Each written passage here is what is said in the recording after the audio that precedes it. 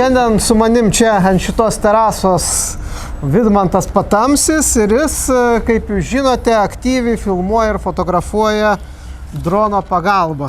Tai va, tai koks čia dronas pas jūs yra? Dronas šitas kelioninis mano, lengvas, iki 250 gramų, kad nebūtų sudėtingų reikalavimų vykdymo Lietuvoje ir svečiose šalyse. Bet jis pakankamai galingas, ilgas skrydžio nuotolis. Kamera, 1 colio kamera, leidžia filmuoti vaizdą 4K kokybėje 60 kadrų per sekundę.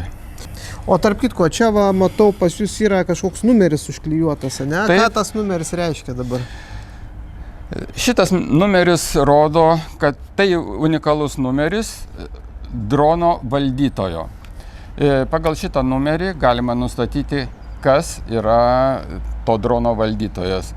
Dronus reikia, pagal įstatymą, reikia registruoti registre, gauni unikalų numerį ir turi klijuoti ant drono.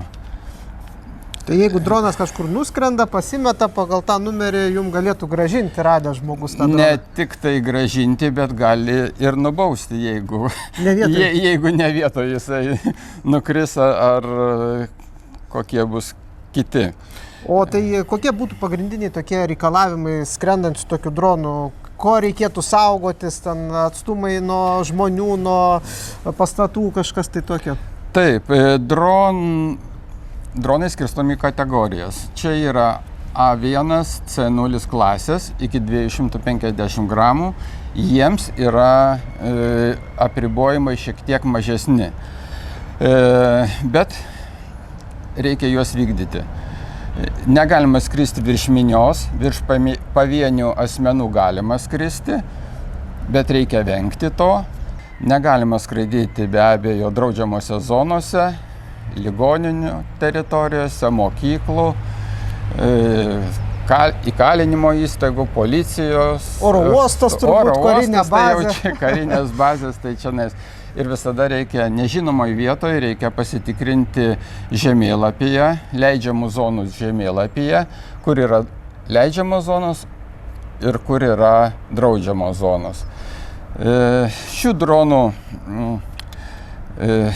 skrydžio aukštis apribotas 120 metrų.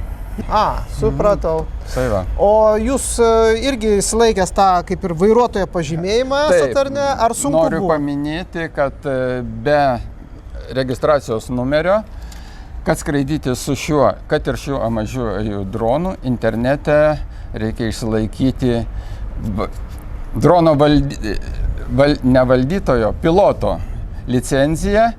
Šiai kategorijai užtenka internetui išsilaikyti.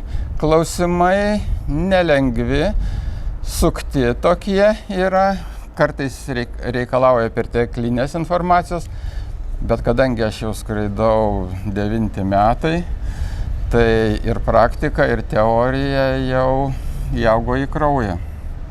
Nu tai ką, ir pabandykim paskristi su šituo dronu, pažiūrėsim, kas čia matysis. Taip, nu ką, matomės gerai, viskas gerai. Tai kągi, visus žiūrovus kviečiame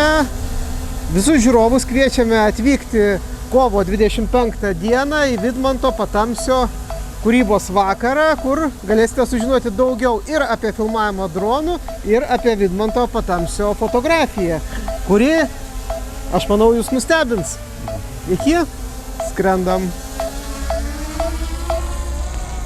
O, matėmės mes, ne? Turėjau matytis, va, ir matomės. Kažkas gausi kaip. Na viskas. Aha.